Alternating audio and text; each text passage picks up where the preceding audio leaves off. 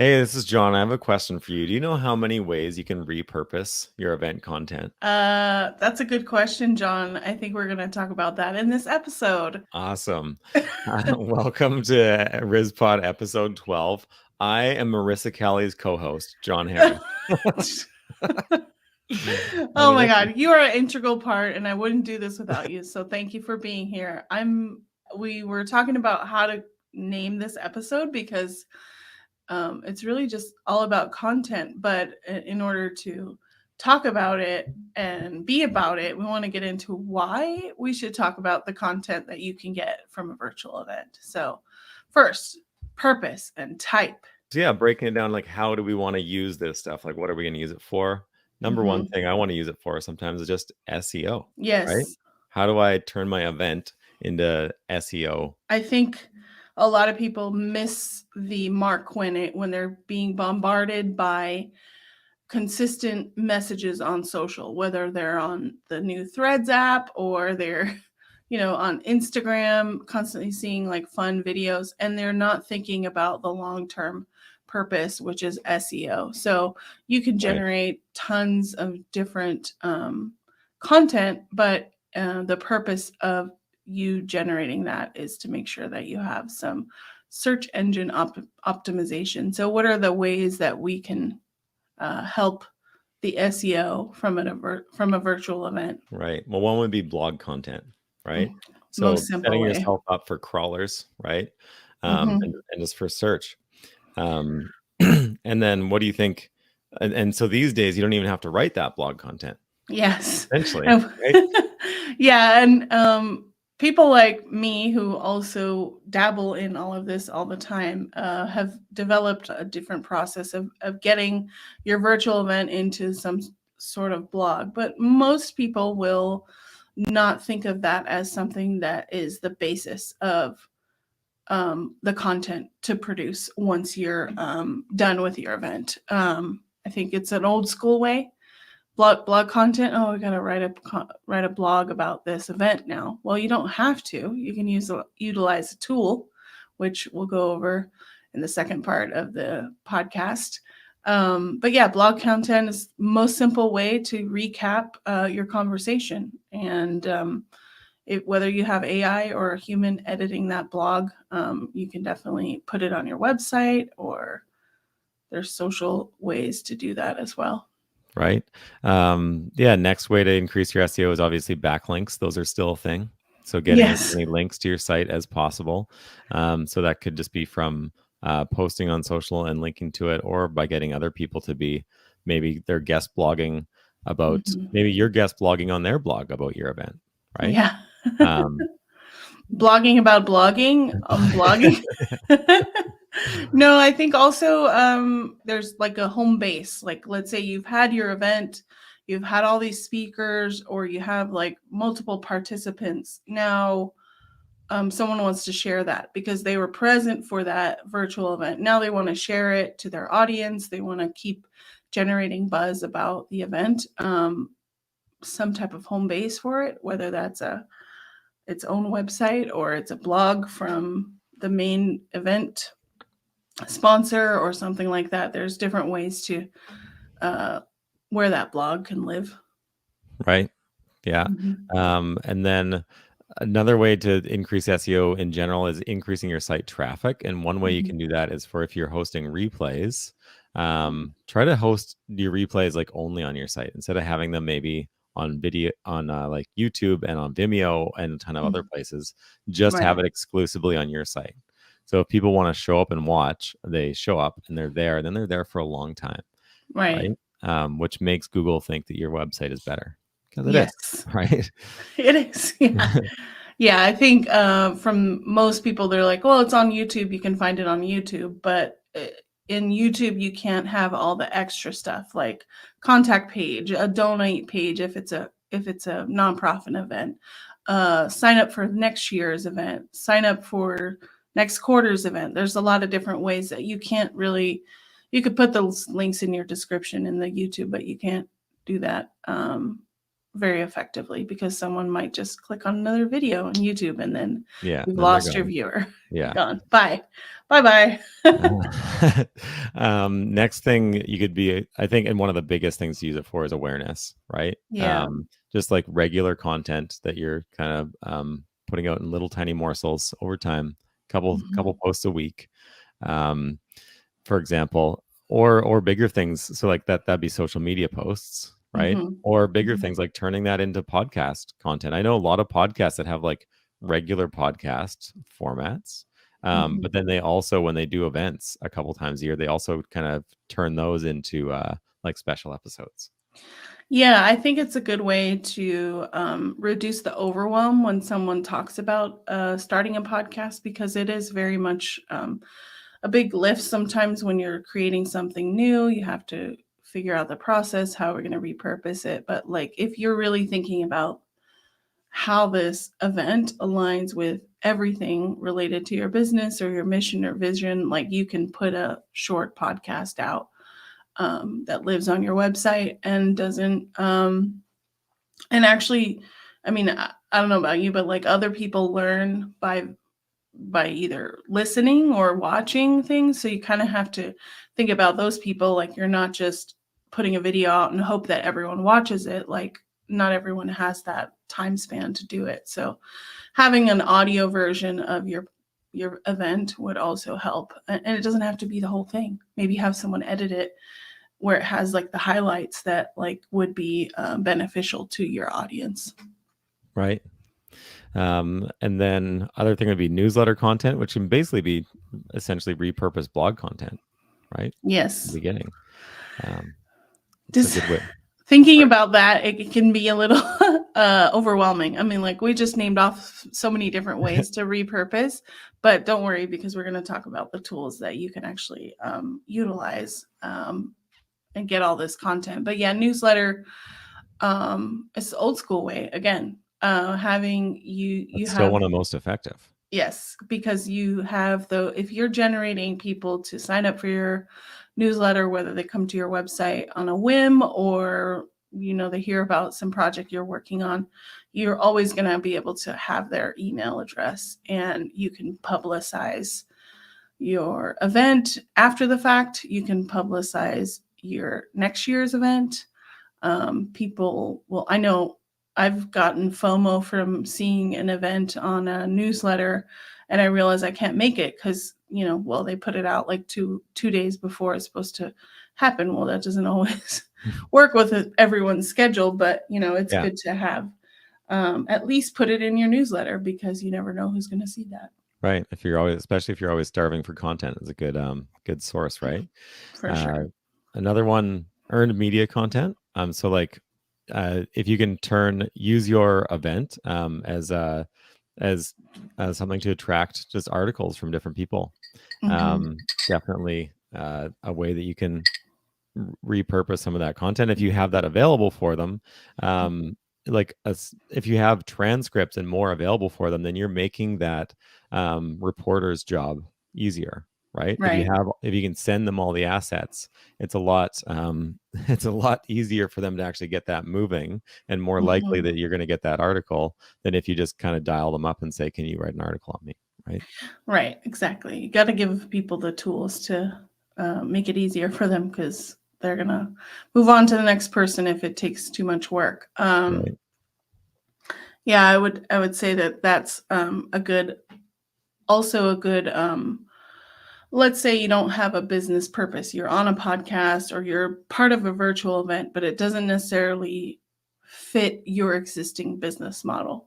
You can still generate speaking engagements, or like utilizing it as like your personal brand portfolio, adding that to your list of appearances would help. Also someone looking you up or needing like a bio or some references to your work, they can go and look at a landing page or a website.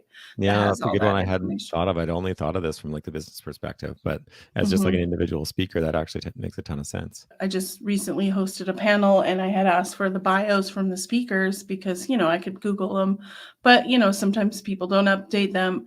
And this woman had she's of course she had an landing page with her short bio, her long bio, some links to like previous things, and also her affiliate like links and stuff like that. So it was beneficial, one, for her to like, that's her landing page when she talks about her call to action, but also good for someone like me who's organizing an event and getting information together. So Right. really beneficial for that. Yeah. Other ways like to repurpose other purposes for your repurposing. Just getting people to actually take action. What did you just say? Other purposes for your purpose to repurpose. Oh, okay. Getting people to actually take action, right? So this could be getting Yes. email signups for your newsletter, getting people to just fill in their email to watch on-demand content. You could turn your entire event and the takeaways from it into a lead magnet and have Yes. that be that something that gathers emails for you, right? Yeah, I've seen both sides where they just, have the call to action, like go to my website, sign up for my newsletter. But I think there's also some benefit to having a very specific lead magnet that could be beneficial based on that event, whether it's a quarterly event or, some type of virtual gala that happens once a year. They're always going to have, I think you're going to have to start improvising ways to like get people to sign up, because not everyone's going to do that. So like if you said like ways our money gets donated to this community or whatever, I think that would be a good idea. I don't know. I'm just generating ideas here, content ideas. Finally, paid on demand. I know a lot of online events that it'll be a free broadcast, but if people want to watch later, that's paid. Yes. And so that is obviously a great way. It's a direct business, right? Final segment on purposes for promoting the next event. Yeah. Right? What better way to promote your next event than use your event? Right. Yeah, I think a lot of things that comes when I'm planning events, people are constantly talking about photo and video, but every time we reach out to these vendors who are going to provide that, there's always a deliverable that's required, which is a highlight reel, which you can either create that internally or you can have the the vendor do that, but you can also create it with the tools, which we're going to talk about, to generate and promote your next event. Whether you're selling tickets or not, you're reusing that content to generate buzz and excitement for the next one. Even if you don't know if that's going to happen, because sometimes it can't. COVID, and we could have another pandemic. I don't think we're going to have that, but you can also pitch another point that you can also pitch speakers. This is the event. This is how the style is. Here's an example of what we've done before. Check this out. Do you know anyone that, whether it's you, can you speak at this event, or do you know anyone that might fit this model or something like that? It's definitely a way to promote the next event to all the people that are connected to you. Yeah, nice. I think is that our million ways? Now that we've completely overwhelmed people, should we shift into like how they actually get this done? Yeah, well, also one other thing is the selling sponsors, to make sure that people are, you gotta host your event, and you gotta pitch it to people who want to be part of it. And if you don't have content from the last year, or it's a new event, it's hard to pitch that. But definitely make sure you use it for the next one, the following year. So yeah, tools, my favorite topic. Repurposing tools. I'm going to talk about my top three tools right now that what's your favorite? Oh my gosh. You asked that in our little outline, and I was like, I don't think I can pick one. Yeah, I don't know. They all have different purposes. What I'm really, really loving right now, and I think the reason why I love it, is Cast Magic. Cast Magic is you upload an audio file of your event. In this case, we upload a few video podcasts. They're weekly shows or whatever, and it generates many different styles of content based on the value that's provided in the AI. Different. It's reading the whole transcript and then it's determining using AI what is the best content for LinkedIn? What's the best content for a title for your YouTube? What is a newsletter? Like how would you write your newsletter and how would you construct it? It gives you also breakdowns of different highlights in the audio. So it has timestamps. It also has alternative text to use for your reels. And we're saying reels now, but it could be anything really, short form videos, not specifically reels. But yeah, I think that is my favorite one, because if you're already conceptualizing a podcast with the expert, right? You're an expert in your field and you're talking and you're recording, and you don't have a way to then you're done recording and now you want to repurpose it and post it on whatever platform that you decide, whether it's your website or social media or whatever, newsletter. Now you have to go and write. You just talked for 2 hours and now you have to go write stuff. And I think I don't love writing. I never really have. I like short. Talking. Of course. I love talking, but I think in my head, I have an outline of what I would like to talk about. I know the main points. It's the filler that I don't always have. Totally. And I have to get in, managing different clientele. Like I have to get in that brain of like that voice and how I'm going to talk. And so sometimes, especially when it comes to my own content, it becomes an afterthought, because I'm just like, well, I just recorded this podcast. Now I got to do something with it. And I just leave it on my plate to do later on. Right. But yeah. So with Cast Magic, we record, we upload the audio file into it. It transcribes it. It finds the best parts, and then does it also turn that into video? No. Or is it, okay. No. So it doesn't. So it's just kind of taking the audio into text and then doing amazing things with the text. Yes. Is that kind of? Yeah. Yeah. Which is pretty sweet, because that writing time is like the hardest time afterwards, I think. Yes.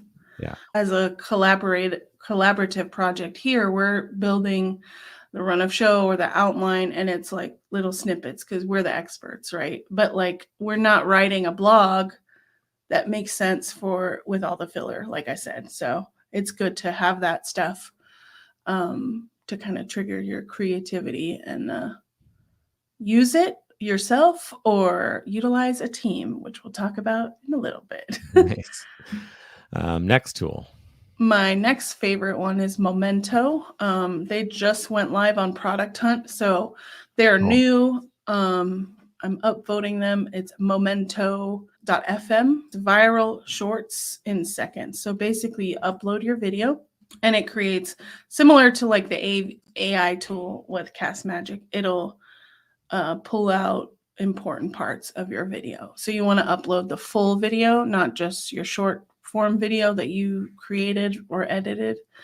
And it'll give you different highlights that you could use. And you can also change the template. So like you change the font, you can change the way it looks. Right now we have 2 people on screen. So when we upload it, it shows both of us. But if you're doing a solo thing, you can definitely, more framed with just one person in it. So I love it. It's a new app. I actually talked to the founder a couple weeks ago on the phone, which is not unusual because I've done it before with new apps, but it's kind of nice to get that firsthand conversation with them, and they can actually do a little bit of customer research at the same time with me. So, and so is that everything that we're using right now in terms of, is that like a full list of what we're using? Yeah, those are top 3 tools or top 2 tools, basically. But, yeah. But I mean, that covers all of our text and our transcription for the blogs and posts, mhm. and then Momento does the reels. Yeah. Is that like, so is that all encompassing for our post production essentially for like, Yes. yeah, Well, and human time, yeah, which humans, can vary. We human, do have humans yeah, managing. Yeah. So I think Memento is like 75 a month, and then Cast Magic is about 100 a month. But depending on how often you use it, varies from cost and cost okay. splitting. But yeah, I think from a business standpoint, it's pretty affordable if you're. Yeah, a ton of content. Mhm.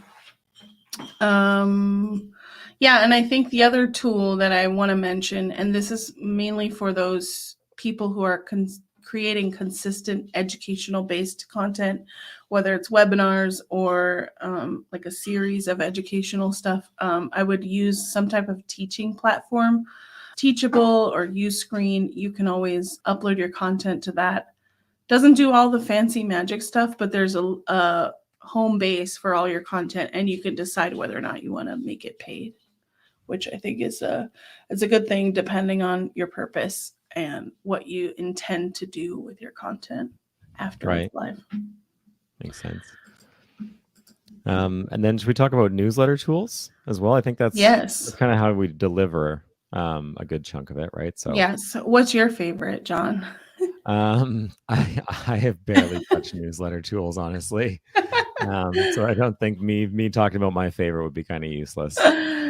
Do you, I mean, okay, so there's a lot of new ones that are coming out from what I see, like on these emails that I get from new apps and stuff. And so I'm curious to know if they're using the traditional, ones that have been used for years through digital marketing, which is like MailChimp and Constant Contact, or they're utilizing a new tool that basically generates an email newsletter draft from your AI video, which would be amazing. Now let's see if that's a product, because I'm going to Google that after the fact, because there's a product If not, it idea. will be next week, right? Yeah. But my favorite, just because I have a good relationship with them, is Aweber, and you can create landing pages and input your newsletter content into there and track it the way you need to. Got it. Yeah, it's not an exhaustive list, not an exhausting list of tools. While it is Mm-mm. exhaustive of what we do, which is, I think we get, for the time we record and the time we spend, we get a ton of content out of this. One of the reasons I love it. And it sounds Yes. like it's all kind of wrapped up in a couple tools and a couple hardworking humans in the background. Yes. Yeah. And I think, that, speaking of humans, is the process part. So you got all these tools. Now you figure out like what is next. How do you generate that? And we talked about this either earlier or like when we were offline, is one of the goals that when we started working with the people that are helping us with our content was to make sure that it got out, because we were kind of like stuck in that we had 8 episodes or 9 episodes in the bank, but we weren't promoting it. We were kind of like generating buzz here and there. And we did it because we were over planning, right? There was that thing Yeah. of like, well, how do you actually get this out? And so I just basically challenged the people working with me to like come up with a process that works for them, because I don't want to say post it at 7 a.m. when I'm active if they can't do that, so schedule it if that's when it's done. So developing that process is really also empowering the people you work with to make a process that works for them, that can work for other people if they were not going to work with us anymore. So Right.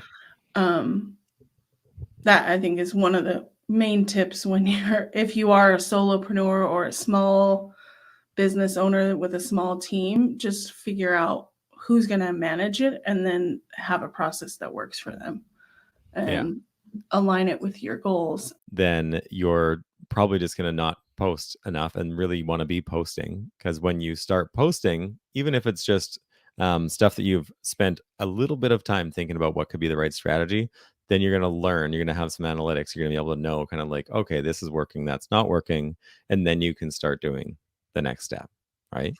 Yeah.